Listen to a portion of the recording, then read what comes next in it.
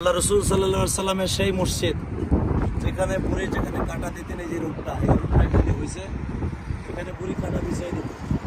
আমার রসুল দাওয়াতের কাজ করতে করতে করতে করতে ক্লান্ত হয়ে মাঝে মাঝে এখানে ইবাদত করতেন। বুড়ি এখানে কাটা বিছাই দিতেন, বুড়ির বাড়ি করে বুড়ির বাড়ি বুকটা ফেটে যাইতেছে। আমার নবী এই পাহাড় থেকে ওই পাহাড়ে যেতেন, ওই যে বাড়ি ঘর দেখেন, ওই যে জুম করে দেখাই দাও বাড়িটা, এই পাহাড় থেকে ওই পাহাড়ে আমার রসুল সাল্লাম যাইতেন। ওখানে যে আমার রসুল সাল্লাল্লাহু আলাইহি সাল্লাম দাওয়াত দিতেন, আবার ওখান থেকে এসে এখানে ইবাদতখানে বসতেন।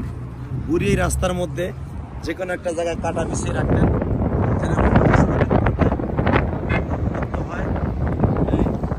রক্তাক্ত অবস্থায় পড়ে থাকে আমার নবী।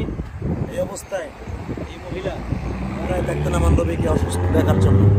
মেরে ভাই দোস্ত বুজুর্গ, যারা জীবনে একবার আসবেন আমার প্রিয় হাবিবের এই পাহাড়টা দেখবেন, বরকতপূর্ণ পাহাড়। এই পাহাড় এখনো পর্যন্ত কাঁদে, এখনো পর্যন্ত কাঁদে আমার রাসূল সাল্লাল্লাহু আলাইহি ওয়াসাল্লাম। এই যে তায়েফের এমন কোনো পাহাড় নাই, ঘুরে ঘুরে দেখো পাহাড়গুলা, চারিদিকে শুধু পাহাড় আর পাহাড়।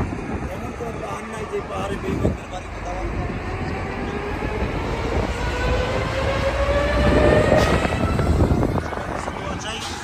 আল্লাহ তাআলা যেন জীবনে একটাবার হলো আমার নবীর এই স্মৃতি ধরে এবং দেখার তৌফিক দান করে।